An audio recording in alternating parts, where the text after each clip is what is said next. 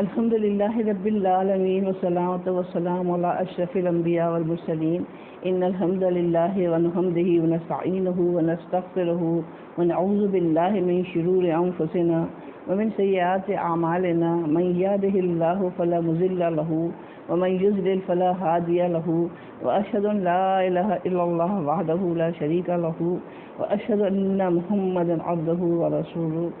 السلام علیکم. آج کا سبق سورہ بقرہ کی آیت نمبر 148 سے.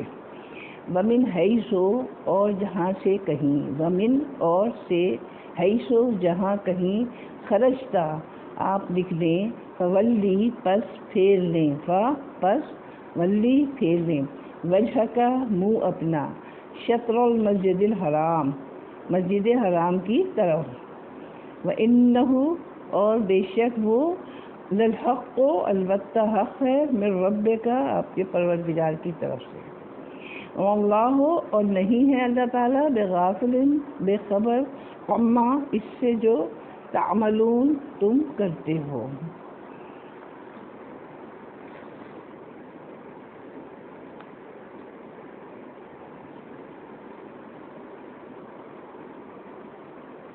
اس سے پہلے آیت نمبر 143 میں قبلے کی طرف کرنے کا حکم گزر چکا. اس میں آپ صلی اللہ علیہ وسلم کو الگ حکم دیا گیا اور آپ صلی اللہ علیہ وسلم کی امت کو الگ حکم دیا گیا، لیکن اس حکم کا تعلق صرف حضر کی حالت میں تھا، یعنی قیام کی حالت میں.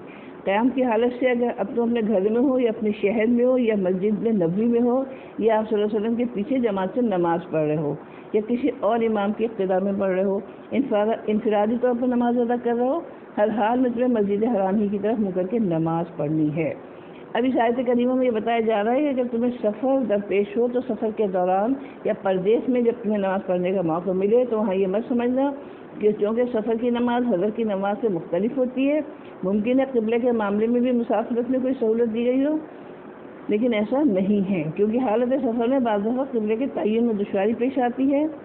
تو اس لیے اس اشکال کو دیکھتے ممکن تھا بعض طبیعتیں قبلے کی طرف مکرنے میں تساہل سے کام لیتی، تو اس لیے کہا گیا تمہارے لیے ایسی کوئی گنجائش نہیں ہے، کیونکہ یہ قبلہ یقیناً اللہ کا مقرر کیا ہوا قبلہ ہے.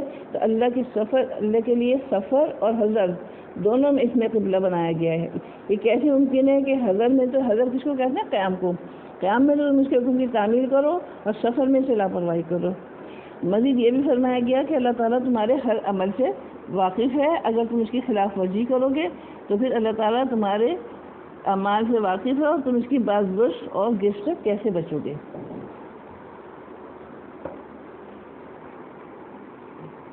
ومن حیث خرجتا اور سے جہاں کہیں، خرجتا آپ نکلیں، فولی پس پھیر لیں، وجہ کا منہ اپنا، شطر المسجد الحرام مسجد حرام کی طرف، وحیث اور جہاں کہیں، ما کنتم تم ہو، فولو پس پھیر لو، وجوہکم شطرہ اپنا منہ اس کی طرف، لئلا تاکہ اس لیے کہ نہ یکونا رہے، للناس سے لوگوں کے لیے، علیکم تم پر، حجتن کوئی دلیل کوئی حجت، الا الذین سوائے ان لوگوں کے جو جنہوں نے ظلموا ظلم کیا، منہم ان میں سے، فلا پس نہیں، تخشوہم ڈرو تم ان سے، وخشونی اور ڈرو مجھ سے، وَلِأُتِمَّ اور تاکہ میں پوری کروں، نعمتی اپنی نعمت، علیکم تم پر، وَلَعَلَّكُمْ اور شاید تم یا تاکہ تم تہتدون ہدایت پاؤ.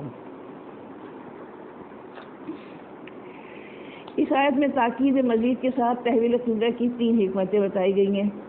یہاں بتایا گیا ہے کہ تحویل قبلے کا حکم ایسی نوعیت کا حکم ہے کہ جو لوگ اسلام کے دائرے میں داخل ہو رہے ہیں ان میں سے ہر ایک کا اپنا اپنا قبلہ ہے. مشرکین عرب ہیں تو وہ بھی ایک قبلہ رکھتے ہیں، اہل کتاب ہیں تو انہیں بھی اپنے قبلے پر اصرار ہے. ایسے لوگوں کے سامنے قبلے کے تعین یا قبلے کی تبدیلی کی بات کرنا کہنے کو تو آسان ہے، لیکن دماغوں سے اس کو منوانا اور دلوں میں اتارنا ہرگز آسان نہیں. اس راستے میں بڑی کٹھن گھاٹیاں ہیں. ضروری تھا کہ حکم اس طرح دیا جاتا کہ نہ تو اس کے سمجھنے میں کوئی اشتباہ پیش آتا، نہ اس میں کوئی اخفا رہتا، اور نہ اس سے منافقتیں کوئی طبیعتیں کوئی غلط فائدہ اٹھا سکتے ہیں. اس لیے اس آیت کریمہ میں ان دونوں احکام کا تاکید مزید کے طور پر اعادہ فرمایا، لیکن ساتھ ہی اس حکم کی حکمتیں بھی بیان فرمائیں تاکہ اندازہ ہو جائے کہ اس حکم کا اعادہ محض تاکید مزید کے لیے نہیں بلکہ ان حکمتوں کو بروئے کار لانے کے لیے ہے۔ کہا کہ اگر وہ نگاہوں کے سامنے نہ رہے تو امت ایسی غلطیوں کا ارتکاب کر سکتی ہے، اس کی اصلاح کی کوئی صورت باقی نہیں رہے گی۔ چنانچہ اس کی 3 حکمتیں بیان فرمائی: قطع حجت کے لیے، اتمام نعمت اور راہیابی کے لیے۔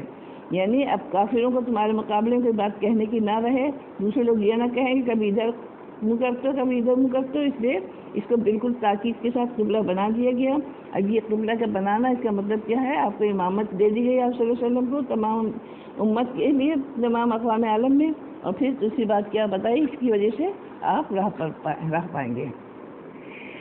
قطع حجت سے مراد ہے کہ ہم جو تمہیں اس طرح تاکید کے ساتھ مسجد حرام یا بیت اللہ کی طرف منہ کرنے کا بار بار حکم دے رہے ہیں، اس کی وجہ یہ ہے کہ اگر تم سے اس معاملے میں کوئی کوتاہی سرزد ہوئی تو یہود کو تمہارے خلاف بدگمانی پھیلانے اور انتشار پھیلانے کا موقع ملتا رہے گا۔ اس طرح کی باتوں سے مسلمانوں کے بارے میں جو تصور پیدا ہوگا اس کا بے آسانی اندازہ لگایا جا سکتا ہے۔ یعنی کہیں گے کبھی تو کدھر منہ کر کے نماز پڑھتے ہیں، کبھی کسی طرح۔ مسلمانوں کا قبلہ نہ بدل جاتا تو یہود کو کہنے کا موقع ملتا، اس طرح سے بدگمانی پیدا کرتے کہ ہماری کتابوں میں نبی آخری زمان کی جو علامتیں بیان کی ہیں ان میں یہ علامت بھی ہے کہ اس آخری نبی کا قبلہ بیت اللہ ہوگا، بیت المقدس نہیں۔ اور جب یہ صاحب تو بیت المقدس کی طرف منہ کر کے نماز پڑھ رہے ہیں، اپنی امت کو بھی اس طرف منہ کرنے کا حکم دیتے ہیں، اس کا صاف مطلب یہ ہے کہ اللہ کی وہ آخری نبی نہیں ہے جن کا ہماری کتابوں میں ذکر ہے۔ کبھی یہود اس طرح کی باتیں کرتے کہ جب یہ پیغمبر اور ان پر ایمان لانے والے ہمارے قبلے ہی کی طرف نماز پڑھتے ہیں، یعنی ہمارے قبلے کو اپنا قبلہ تسلیم کرتے ہیں، تو پھر نماز اور عبادت کے طریقوں میں ہمارے طریقے سے الگ راہ کیوں اختیار کرتے ہیں؟ اسی طرح سے علم و دانش حکمت کی ہر بات کو ایسی قوم کا یہی ہے کہ وہ ان باتوں پہ سمجھوتا نہیں کرتی، بلکہ ایسی قوم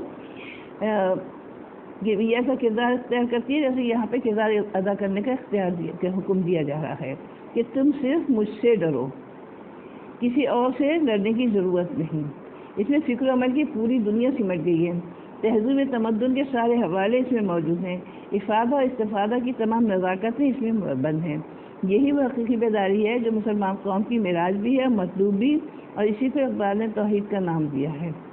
خود ہی سے اس طلسم رنگ بو کو توڑ سکتے ہیں، یہی توحید تھی جس کو نہ تو سمجھا نہ میں سمجھا۔ علم کردار کی یہی پختگی ہے جس کے نتیجے میں پروردگار اتمام نعمت کی دولت سے نوازتا ہے۔ اتمام نعمت سے مراد تکمیل دین ہے۔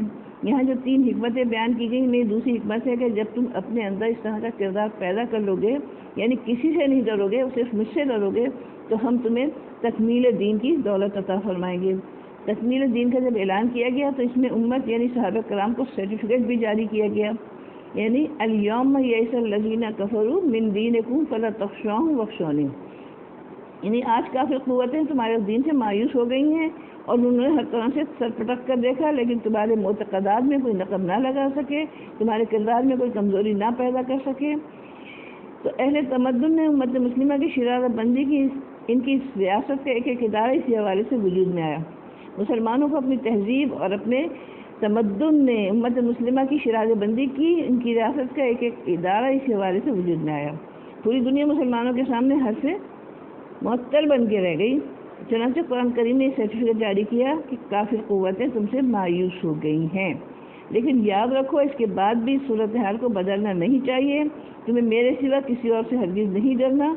اس کے بعد الیوم اکملت کہہ کر تکمیل دین کا اعلان فرمایا۔ اس کی بنیاد یہی جملہ ہے جس کا یہاں ذکر فرمایا گیا۔ تیسری حکمت بتائی لعلکم تہتدون، تم چاہتے ہو اللہ تمہیں مکمل طور پر ہدایت سے نوازے تو پھر تمہیں اس قبلے سے اپنی وابستگی کو مکمل کرنا ہوگا۔ اسی قبلے سے وابستگی کا نتیجہ ملت ابراہیم ہے، اسی گھر سے جنم لینے والے انقلاب کے علمبردار امت مسلمہ ہے، اور اسی کے قائد اور رہبر سرور دو عالم صلی اللہ علیہ وسلم ہیں۔ یہی گھر قرآن پاک کی تعلیم و تربیت کا مرکز ہے، اسی کے گرد و پیش میں اللہ کی توحید اور اس کی بندگی کے نشانات پھیلے ہوئے ہیں۔ اس لیے وہ مکمل ہدایت جو آدمی کو صراط مستقیم تک لے جاتی ہے وہ اسی گھر کے باعث نصیب ہوتی ہے اور وہ توانا ہوتی ہے۔ تو اگر اس گھر کی وابستگی میں کوئی کمی آئی تو ان حکمتوں میں سے کوئی چیز نصیب نہیں ہو سکے گی۔ ان حکمتوں کو سمجھ لینے سے اندازہ ہو سکتا ہے کہ پروردگار نے تحویل قبلے کا حکم دینے کے بعد اس قدر تاکید سے کیوں کام لیا۔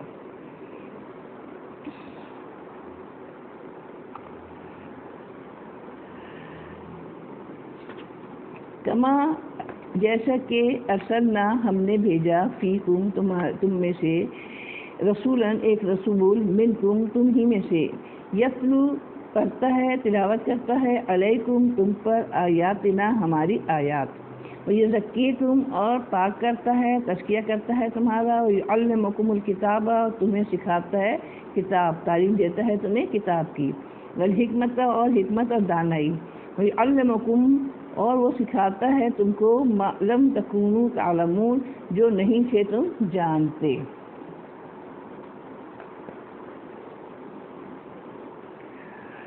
تحویل قبلہ کی سلسلے کی ہدایت دینے کے بعد اللہ نے اس طرف متوجہ کرنا ضروری سمجھا کہ دیکھو تمہاری دینی شرعی ذمہ داری کی تکمیل کے لیے ہم نے صرف قبلہ ہی نہیں دیا بلکہ وہ رسول بھی دیا جو تمہیں اللہ کی کتاب پڑھ کر سنائے گا، اس کے احکام اور فرامین سے تمہیں آگاہ کرے گا، پھر تمہیں باقاعدہ ان احکام کی تعلیم دے گا، اس علم صحیح کے ایک ایک گوشے اس کے اتباق کی ایک ایک حکمت واضح کرے گا، احساسات انفعالات اثرات اور تاثرات کی پاکیزگی کے لیے تزکیہ نفوس کرے گا، تمہیں ان باتوں کی تعلیم دے گا جو تمہاری زندگی کی ضروریات کے لیے نہایت ناگزیر ہیں لیکن تم انہیں جانتے نہیں۔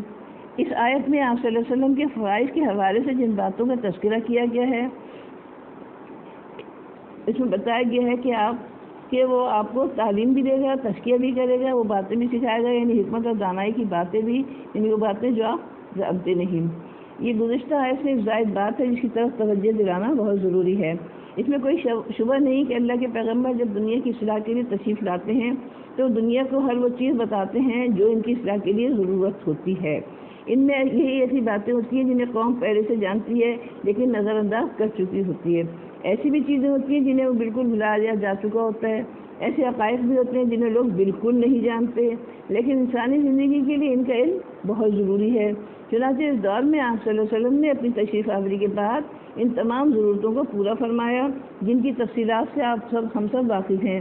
آج بھی ان کی تعلیمات جو قرآن سنت پر مشتمل ہیں امت کے لیے مکمل رہنمائی کا سامان ہیں، لیکن آج ہم ان بنیادی حقائق سے بے بہرہ ہوتے جا رہے ہیں جو پیغمبر کی تعلیم کی شروعات کہلاتے ہیں۔ اللہ کی ذات انسانی علم کی مبدا اور معاد ہے، یہی اول ہے اور یہی آخر ہے، یہی ظاہر اور یہی باطن ہے۔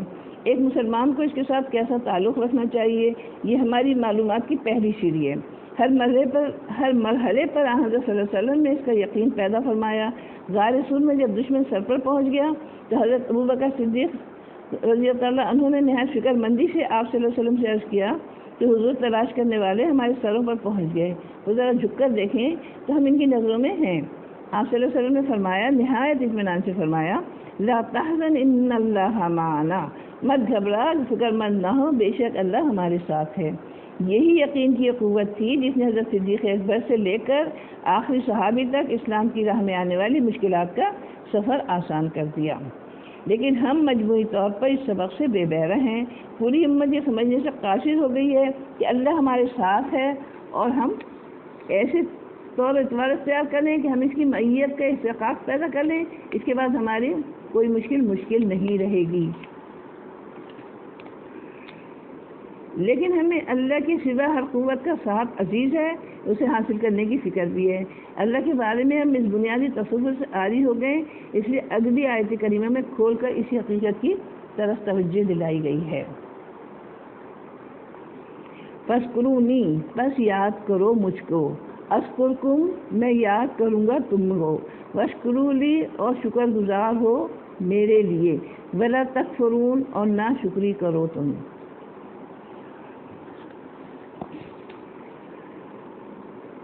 آپ صلی اللہ علیہ وسلم کی تشریف آوری، قرآن کریم کے نزول، تحویل قبلہ کے حکم کے بعد اس امت کے وجود، اس کی شرازہ بندی اور اس کی بنا کے تمام سامان میسر ہو گئے۔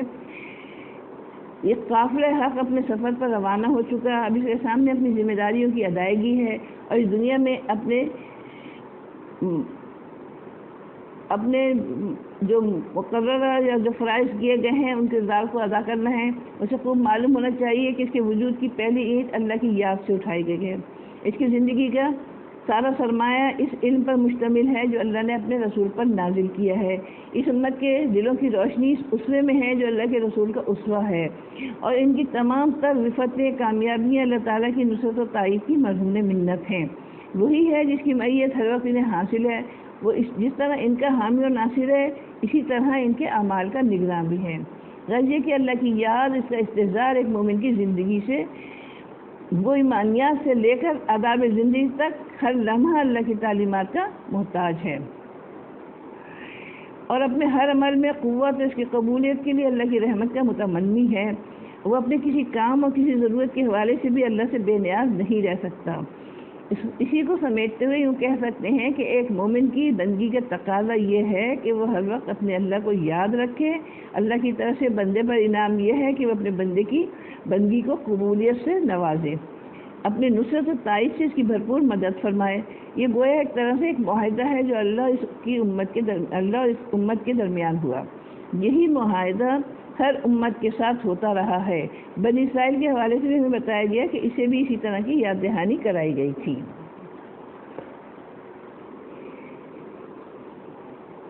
یہی معاہدہ اس امت سے کیا گیا کہ تم اپنی انفرادی اور اجتماعی ذمہ داریاں ہیں جو اللہ اس کے رسول نے تم پر عائد کی ہیں۔ بنی اسرائیل سے اللہ تعالیٰ نے کیا فرمایا تھا؟ اذکروا نعمتی التی انعمت علیکم واوفوا بعہدی اوفی بعہدکم وایایا فارہبون، یعنی میری اس نعمت کو یاد رکھو جو میں نے تم پر کی ہے، اور میرے عہد کو پورا کرو، اور میں اس عہد کو پورا کروں گا جو میں نے تم سے کیا ہے، اور مجھ ہی سے ڈرو۔ اب یہاں ہمیں پتہ چلا ہے کہ یہی معاہدہ اس امت سے کیا گیا کہ تم اپنی انفرادی اجتماعی ذمہ داریاں جو اللہ اس کے رسول نے تم پر عائد کی ہیں ادا کرنے میں کبھی کوتاہی نہ کرو، اسی کے لیے جیو، اسی کے لیے مرو۔ تمہارا ہدف صرف اعلیٰ کلمۃ الحق ہونا چاہیے۔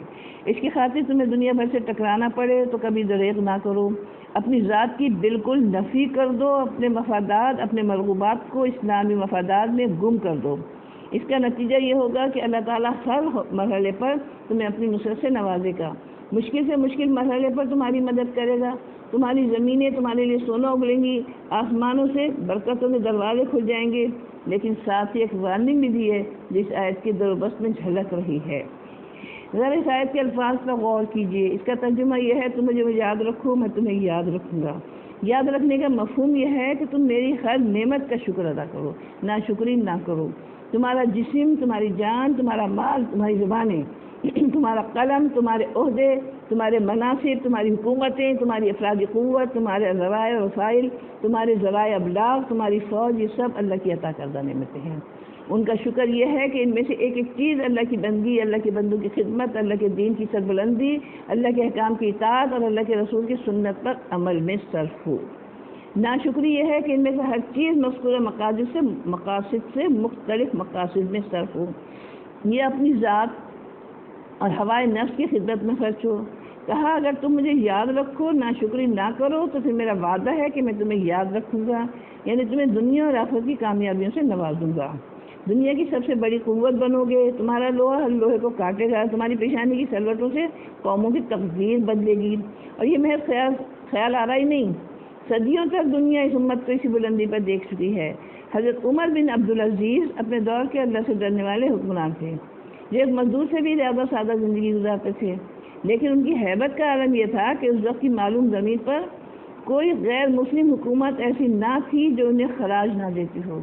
خلیفہ ہارون رشید نے بادل کے ایک آوارہ ٹکڑے کو دیکھ کر کہا، تو جہاں چاہے جا کر برس، تیرے پانی سے جو پیداوار ہوگی وہ میرے ہی خزانے میں آئے گی۔ پھر خود ہی اس کا مطلب بیان کیا کہ اگر یہ عالم اسلام پر برسے تو وہ میری مملکت ہے، اگر یہ کسی غیر مسلم ملک پر برسے تو کوئی ایک ایسا غیر مسلم ملک نہیں جو مجھے خراج نہ دیتا ہو۔ آج یہ باتیں لوگوں کو افسانہ معلوم ہوتی ہیں، لیکن تاریخ اس سے انکار نہیں کر سکتی کہ ہم نے صدیوں تک ظالموں کی گردنیں جھکائی ہیں۔ اقبال نے اسی کی طرف اشارہ کرتے ہوئے کہا، کبھی اے نوجواں مسلم تدبر بھی کیا تو نے، وہ کیا گردوں تھا جس کا تو ہے ایک ٹوٹا ہوا تارا، تجھے اس قوم نے پالا ہے آغوش محبت میں، کچل ڈالا تھا جس نے پاؤں میں تاجے سرے دارا۔ کہوں کیا ہم نشیں تجھ سے کہ وہ صحرا نشیں کیا تھے، جہانگیر، جہاں دار، جہاں باں و جہاں آرا۔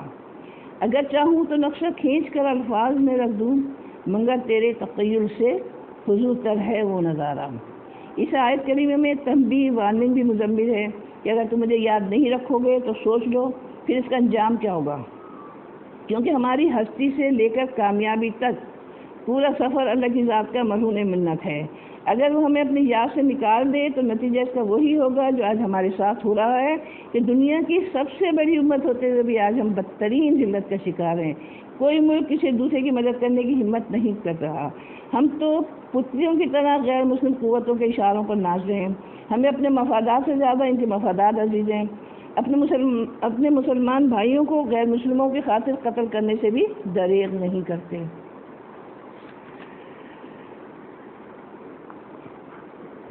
یا ایھا الذین آمنوا،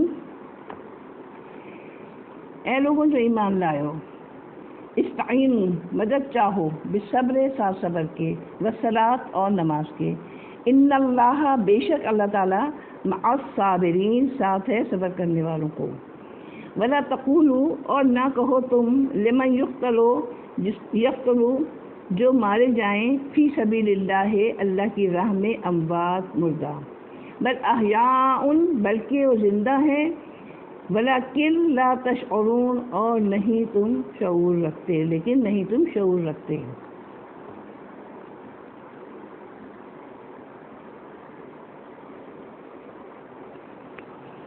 ذکر و شکر کے ساتھ صبر اور نماز کی تعلیم دی ہے۔ احکام شریعت پر عمل کرنے میں جو دشواریاں پیش آتی ہیں اور مسائل برداشت کرنے پڑتے ہیں، صبر اور نماز پر ہمیشگی ان مشکلات کا مقابلہ کرنے میں معاون ہے۔ آپ صلی اللہ علیہ وسلم نے فرمایا مومن کا معاملہ عجیب ہے کیونکہ اس کا سارا کام ہی خیر ہے اور یہ چیز کسی اور کو حاصل نہیں۔ خیر اس طرح کہ اگر اسے کوئی خوشی پہنچے تو شکر کرتا ہے اور وہ اس کے لیے خیر ہے، تکلیف پہنچے تو صبر کرتا ہے اور وہ بھی اس کے لیے خیر ہے۔ مسلم کی حدیث ہے۔ اس سے پہلی آیت میں اللہ تعالیٰ نے اپنی نعمتوں کے تذکرے کے بعد جن میں بیت اللہ کو قبلہ قرار دے کر اپنی نعمت تمام کرنا اور اپنے آخری رسول کو بھیجنا شامل ہے، اپنے ذکر اور شکر کا حکم دیا۔ اس آیت میں مصیبتوں کے آنے پر صبر اور نماز کے ذریعے سے اللہ تعالیٰ سے مدد مانگنے کا حکم ہے۔ اگرچہ اس میں ایمان والوں پر آنے والی ہر مصیبت کا علاج بتایا گیا ہے، مگر آیت کی ترتیب سے معلوم ہوتا ہے کہ یہ آیت مسلمانوں کو جہاد کے لیے تیار کرنے کی تمہید ہے، کیونکہ قبلے کی تبدیلی رجب یا شعبان 2 ہجری میں ہوئی اور غزوہ بدر رمضان 2 ہجری میں ہوا۔ دونوں کے درمیان تقریباً 2 ماہ کا وقفہ ہے۔ ان اللہ مع الصابرین، اس سے میت خاصہ خصوصی ساتھ مراد ہے۔ جسے اللہ کا ساتھ مل جائے اسے کیا غم ہے، جیسے نبی صلی اللہ علیہ وسلم نے ابوبکر صدیق سے فرمایا لا تحزن ان اللہ معنا، غم نہ کر بے شک اللہ ہمارے ساتھ ہے، بخاری کی حدیث ہے۔ مقصد یہ ہے کہ صبر کرو تاکہ تمہیں اللہ تعالیٰ کا ساتھ نصیب ہو جائے۔ جہاد میں سب سے بڑی مصیبت جان کا جانا ہے، وَلَا تَقُولُوا لِمَن يُقْتَلُ فِي سَبِيلِ اللَّهِ أَمْوَاتٌ۔ اس پر صبر کی تلقین اس طرح فرمائی کہ اللہ کی راہ میں قتل ہونے والوں کو مت کہو کہ مردے ہیں، بلکہ وہ زندہ ہیں، مگر تم ان کی زندگی کو نہیں سمجھتے۔ سورہ آل عمران میں شہداء کی زندگی کے عیش و آرام کا ذکر ہے۔ معلوم ہوا کہ وہ زندگی دنیاوی زندگی نہیں، نہ ہم اسے سمجھ سکتے ہیں۔ قرآن و حدیث سے ثابت ہے کہ مرنے کے بعد برزخ میں ہر شخص کو زندگی حاصل ہے، مگر مومن کی روح راحت میں ہے اور کافر کی روح کو عذاب ہو رہا ہے۔ احادیث کے مطابق قبر ہی میں ان کے لیے جنت یا دوزخ کی طرف دروازہ کھول دیا جاتا ہے۔ یہ زندگی انبیاء کو سب سے بڑھ کر کامل حالت میں حاصل ہے۔ شہداء کی عزت افزائی کے لیے قرآن نے انہیں خاص طور پر احیاء کہا ہے، تاکہ کوئی یہ نہ کہے کہ فلاں قتل ہو گیا، اسے زندگی کا عیش و آرام چھن گیا، یا بلکہ کیا ہے، وہ زندہ ہے اور اللہ کے پاس ہے اور تمہیں اس کا شعور نہیں ہے۔ وَلَنَبْلُوَنَّكُمْ، اور البتہ ہم ضرور تم کو آزمائیں گے، بشیئن کسی قدر، من الخوف خوف سے، والجوع اور بھوک سے، ونقص من الاموال اور نقصان کی کمی سے مالوں کی،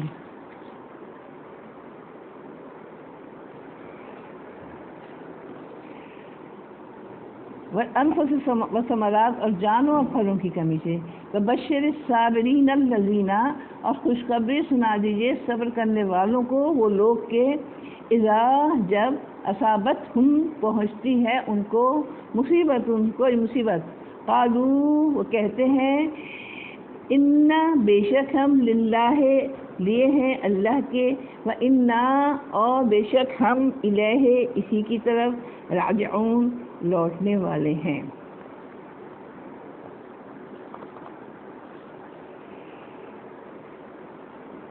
مصیبت ہر اس چیز کو کہتے ہیں جسے انسان کو اذیت پہنچے، وہ کتنی ہی معمولی کیوں نہ ہو۔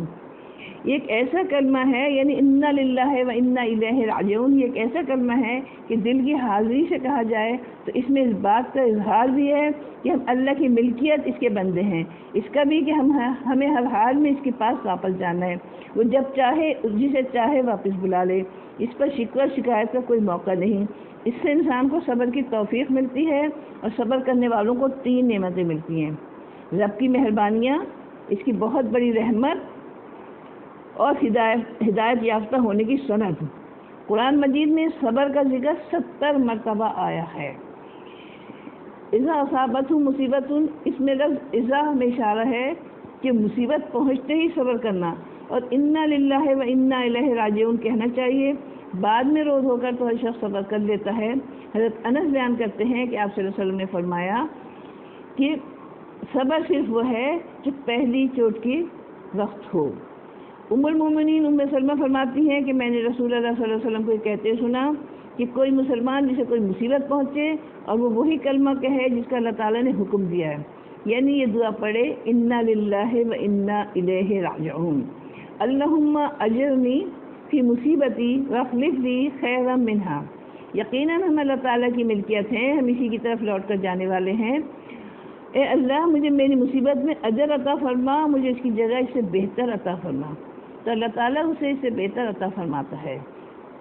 ام سلمہ بیان فرماتی ہیں کہ پھر جب میرے خاوند ابو سلمہ فوت ہوئے تو میں نے کہا مسلمانوں میں ابو سلمہ سے بہتر کون ہوگا، پہلا گھرانہ جس نے رسول اللہ کی طرف ہجرت کی۔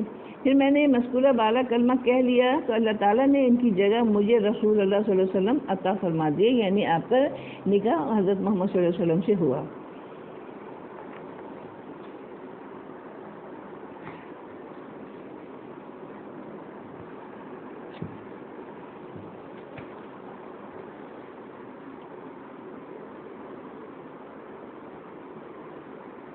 یہاں ہمیں خطرات اور مشکلات کا علاج بتایا گیا ہے کہ جب نظریاتی قوتیں کبھی ناموافق صورتحال سے دوچار ہوتی ہیں تو ان کے لیے سب سے بڑا سہارا ان کی اپنی نظریات سے کمٹمنٹ، وابستگی اور ان پر استقامت ہوتی ہے۔ یہی چیز ہے جو قوموں کو مشکل سے مشکل حالات میں حوصلہ مند بناتی اور مشکلات سے لڑنے کا حوصلہ دیتی ہے۔ دشمن کی پوری کوشش ہوتی ہے کہ انہیں بے حوصلہ کر کے ان کا مورال توڑ ڈالا جائے تاکہ یہ اپنے سائے سے بھی ڈرنے لگیں۔ یہاں بتایا گیا کہ اللہ تعالیٰ فرما رہے ہیں سب سے پہلے اسی بنیادی حقیقت کی طرف توجہ دلائی جا رہی ہے کہ تم اپنے اندر صبر کی قوت پیدا کرو، اپنے نظریات پر اڑ جاؤ، ہر قربانی دینے کے لیے تیار ہو جاؤ، ڈرنے اور سہمنے کے بجائے جرأت اور استقامت کو اپنا ہتھیار بناؤ۔ قربان جائیے قرآن کریم کی بلاغت پر کہ اس نے صبر کا لفظ استعمال کیا جو اپنے اندر بڑی معنوی وسعت رکھتا ہے۔ جو کچھ مطلب یہ صبر کے مفہوم میں 3 باتیں بھی شامل ہیں جسے اہل علم صبر کی 3 قسمیں شمار کرتے ہیں: صبر علی الطاعات، صبر عن المعصیات، صبر علی المصائب۔ صبر علی الطاعات کا مطلب ہے اپنے نفس کو اللہ کے رسول کی اطاعت کا پابند کر دینا، نفس کو اطاعت کی زنجیر پہنا دینا، نفس کو اس قابل بنا دینا کہ خواہشات سے اپنے راستے پر چلنے کے لیے آمادہ نہ کر سکیں۔ امیدیں اور آرزویں نفس کو مجبور نہ کریں کہ وہ شریعت کے حکم کو چھوڑ کر امیدوں اور آرزوؤں کی پیروی کرنے لگیں۔ اللہ رسول کی اطاعت میں دل دماغ نفس کے لیے مرغوب ہو جائے اور گناہ نافرمانی ان کے لیے مکروہ بن جائے۔ پھر صبر عن المعصیات، اس کے معنی مصیبتوں اور نافرمانیوں سے صبر، یعنی آدمی اپنے آپ کو اس طرح مضبوط بنا دے کہ کوئی نافرمانی سے سرزد نہ ہونے پائے، نافرمانی کے مقابلے میں وہ اڑ جائے، اس کے لیے اسے کیسی قربانی دینی پڑے اس سے کبھی دریغ نہ کرے۔ پھر صبر علی المصائب، مصیبتوں پر صبر، نیکی کے راستوں میں مصیبتوں پر آنا ایک ایسی اٹل سنت ہے جسے بدلا نہیں جا سکتا۔ جو آدمی حق کی علم برداری کرتا ہے باطل قوتیں اسے کبھی چین سے نہیں بیٹھنے دیتی۔ جو شخص نیکی کو اپنا رویہ بنا لیتا ہے برائی کی قوتیں اسے راستے سے ہٹانے کی کوشش کرتی ہیں یا اسے بہکانے کی کوشش کرتی ہیں۔ شریعت کی پابندی کرتے ہوئے جو شخص رزق حلال پر اصرار کرتا ہے، گھر سے لے کر اس کے دفتر تک کتنے لوگ ہیں جو اس کا جینا حرام کر دیتے ہیں۔ دوست احباب کی مجلس میں وہ جو دوست اپنے دوستوں کے برے ارادوں کا ساتھ نہیں دیتا، ان کی بری مجالس کی رونق نہیں بنتا، ان کے خواہشات کی تاکید نہیں کرتا، ایسے دوست کو کبھی برداشت نہیں کیا جا سکتا۔ ایسی ہر طرح کی صورتحال کا مقابلہ کرنا، پیش آمدہ مشکلات کو برداشت کرنا صبر علی المصائب ہے۔ یہ صبر کی مختلف قسمیں ہیں جس میں قدر مشترک صرف ایک ہے، وہ ہے اللہ اور اس کے رسول کی احکام کی اطاعت، اللہ کی رضا کا حصول۔ یہ وہ عملی وابستگی ہے جو نظریاتی وابستگی سے مل کر انسانی عزم کو مضبوط بناتی ہے، جس کے نتیجے میں زندگی کے ہر شعبے میں باطل سے مقابلہ کرنے کی ایسی قوت پیدا ہو جاتی ہے جو حق و باطل کے معرکے میں اصل مطلب ہے۔ جو آدمی بھی یہ چاہتا ہو کہ میں حق و باطل کی آویزش میں اپنی ذمہ داریاں ادا کروں تو اس کے سب سے پہلے اپنے اندر صبر کی قوت پیدا کرنا چاہیے۔ یہ ایسا سبق ہے جو نظریاتی پختگی کے نام سے بھی موسوم کیا جا سکتا ہے، عملی طہارت اور پاکیزگی کا بھی۔ اس کے بغیر کبھی آدمی باطل کے مقابلے میں کھڑا نہیں رہ سکتا۔ جو صداقت کے لیے جس دل میں مرنے کی طرف پہلے اپنے پیکر خاکی میں جاں پیدا کرے، یعنی جس کو صداقت کے لیے جس دل میں مرنے کی طرف جس کو ہو، جو چاہتا ہو کہ سچائی پہ مر مٹے، تو پھر اپنے اندر وہ قوت پیدا کرے، یعنی صبر پیدا کرے۔ اور دوسری چیز جسے حق و باطل کے معرکے میں مدد طلب کرنے کا حکم دیا گیا ہے وہ نماز ہے۔ نماز کیا ہے؟ نماز شہادت حق کی گواہی ہے نا نماز۔ تو یہاں یہ بتایا گیا ہے کہ جس طرح صبر کا تعلق ثابت قدمی سے ہے، اسی طرح نفس کو معصیت سے بچانے، نفس کو اطاعت کی زنجیر پہنانے سے بھی ہے۔ حق و باطل کے معرکے میں صرف غنیم اور فریق مخالف پر بالا دستی اور برتری مقصود نہیں ہوتی، بلکہ باطل کی سرکوبی اور حق کی سربلندی بھی مقصود ہوتی ہے، اور یہ اسی صورت میں ممکن ہے جبکہ اس معرکے کا ہر سپاہی اس حق کا پیکر، اطاعت گزار اور علمبردار ہو جس کے لیے وہ اس معرکے میں اترا ہے۔ اس کی زندگی کے کسی شعبے میں بھی اس باطل کی پرچھائی کبھی نہ پڑے جس کو وہ ختم کرنا چاہتا ہے۔ ایسے معرکے میں کامیابی کے لیے ضروری ہے کہ آدمی جس حق کے لیے معرکہ آ رہا ہے اس حق کے ساتھ وابستگی کی بلکہ غایت درجے والہانہ تعلق میں کبھی نہ آنے پائے، بلکہ وقت کے ساتھ ساتھ یہ تعلق بڑھتا جائے۔ دوسری بات یہ ہے کہ چونکہ باطل کا ایک رنگ نہیں، وہ ہزار رنگوں میں زندگی کے بیشتر شعبوں میں پھیلا ہوا ہے، اس کی سرکوبی کرنا یا اس کا مقابلہ کرنا آدمی کے اپنے وسائل سے ممکن نہیں، کیونکہ ہر باطل کے پیچھے شیطانی قوتیں اپنا کردار ادا کرتی ہیں۔ ایسے مقابلے کے لیے ایسے بڑے سہارے اور پشپناہ کی ضرورت ہے، اور جس کی مدد میسر آ جائے تو شیطانی قوتیں اس کا سامنا نہیں کر سکتی۔ یہ دونوں قوتیں صرف نماز سے میسر آتی ہیں۔ نماز کے ذریعے سے آدمی کا اس ذات سے براہ راست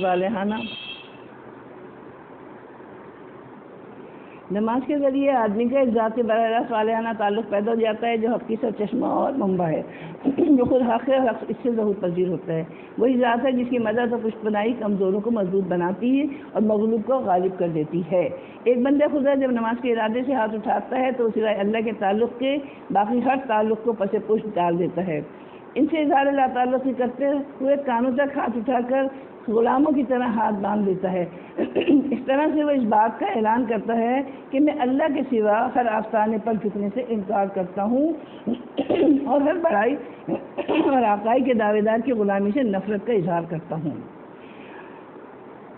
حق و باطل کے معرکے میں چونکہ یہی دو قوتیں اساسی رول ادا کرتی ہیں، اس لیے بطور خاص ان کو حکم دیا کہ مسلمانوں تم جن نازک حالات سے گزر رہے ہو اس میں ضروری ہے کہ صبر اور نماز سے مدد چاہو، کیونکہ یہی دونوں چیزیں تمہیں حق کے ساتھ وابستہ بھی رکھیں گی اور باطل کے مقابلے میں تمہیں پامردگی اور استقامت بھی دیں گی۔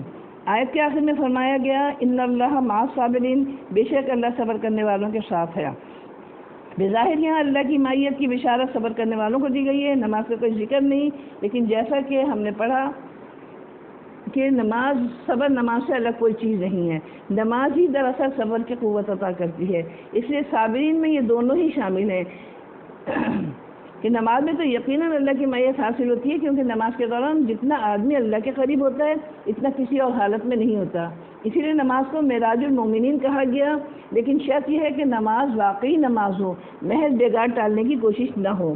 مزید یہ بات بھی ذہن نشین رہے کہ نماز کا جہاں ذکر ہو رہا ہے، جو مشکلات اور مسائل میں آدمی کے لیے سہارا بنتی ہے، وہ صرف 5 وقتہ فرض نماز نہیں بلکہ اس میں تہجد اور تمام نفل نمازیں بھی شامل ہیں، کیونکہ نفل نمازیں بالخصوص رات کی نمازیں جبکہ دیکھنے والا کوئی نہ ہو ایک مومن میں حقیقی روح اور زندگی پیدا کرتی ہیں۔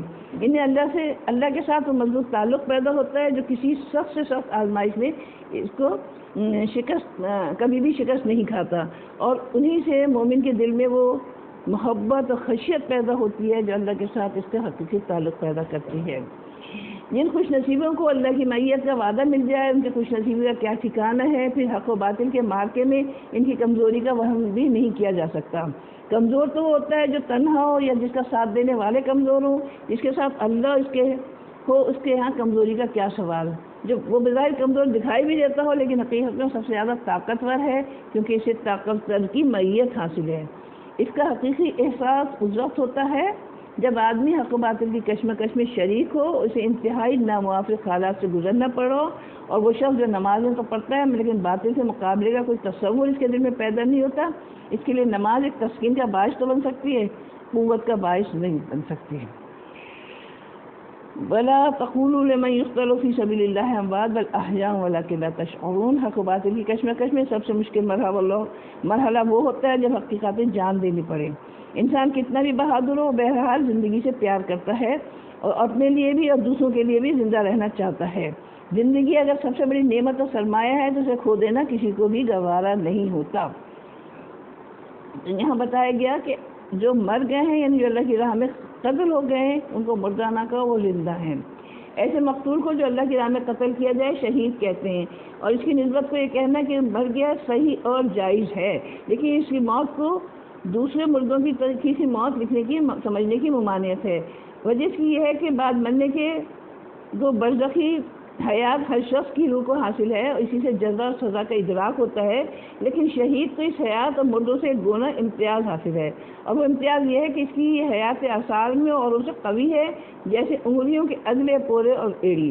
اگرچہ دونوں میں حیات ہے اور حیات کے اعصار بھی دونوں میں موجود ہیں، لیکن انگلیوں کے پوروں میں حیات کے اثار احساس وغیرہ بہ نسبت ایڑی کے زیادہ ہیں۔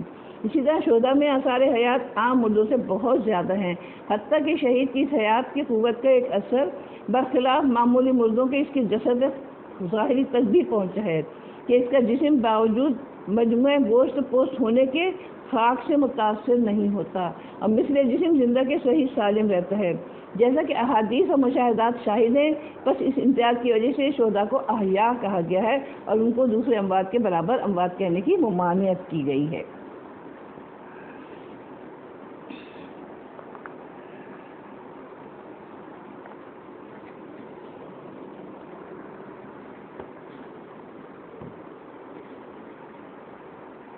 پھر یہ بھی بتا دیا گیا کہ ہم تمہیں ضرور آزمائیں گے، وَلَنَبْلُوَنَّكُمْ بِشَيْءٍ مِّنَ الْخَوْفِ وَالْجُوعِ، یعنی یہ اشارہ ہے جو آئندہ مراحل میں پیش آنے والی ہیں آزمائشیں۔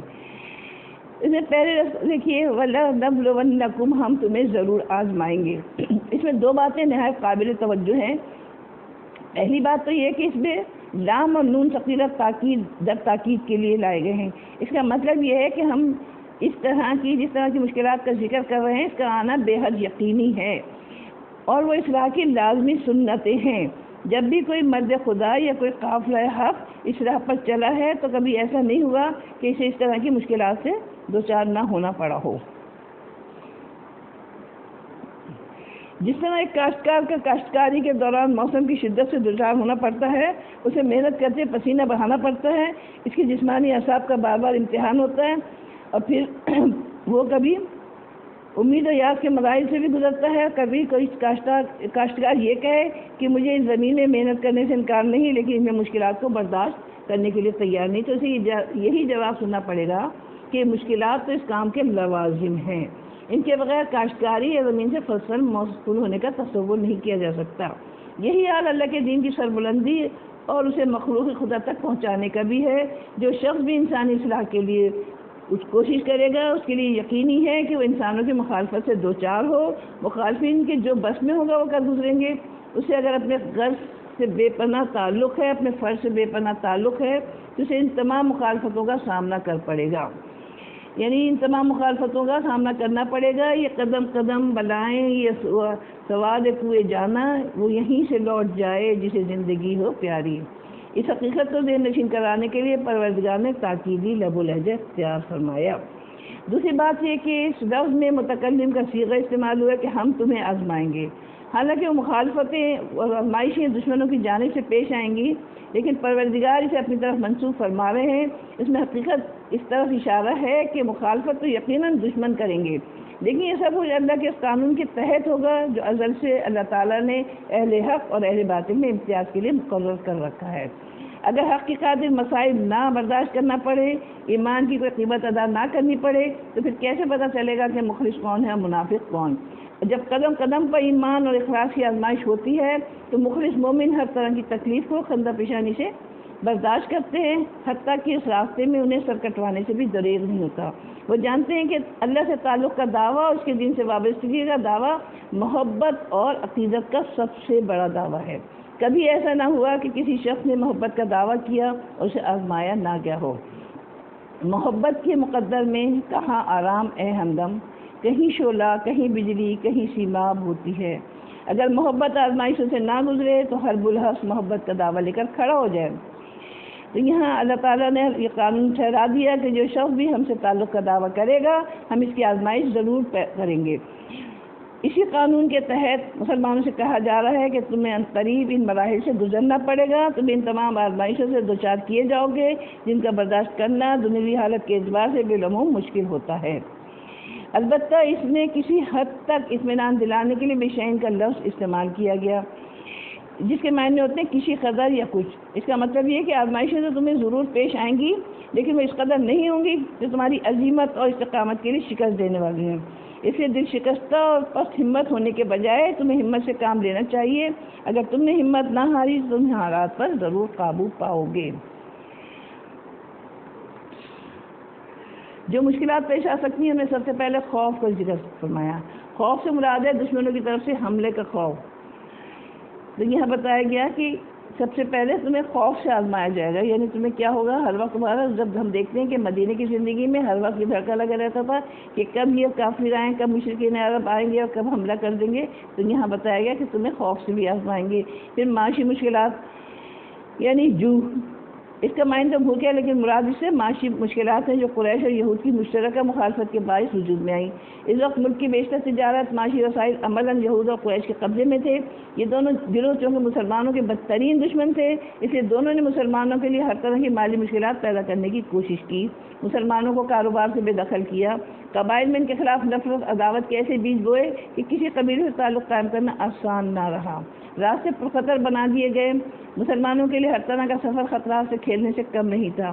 پھر مدینہ جیسی چھوٹی سی بستی پر ہر طرف سے ہجرت کر کے آنے والے مسلمانوں کا معاشی بوجھ بھی مشکلات پیدا کرنے کا بہت بڑا سبب تھا۔ انہی معاشی مشکلات کا نتیجہ تھا کہ آپ صلی اللہ علیہ وسلم نے اور مسلمانوں کو پیٹ پر پتھر باندھنا پڑتے تھے، اکثر فاقوں کی نوبت آتی تھی، لیکن صحابہ کے ایمان اور اثار کی انتہا ہے کہ انہوں نے ان مشکلات کو اپنے ایمان کی آزمائش سمجھ کر نہایت حوصلے سے برداشت کیا۔ اس کے بعد اموال اور انفس میں کمی کی طرف اشارہ فرمایا ہے۔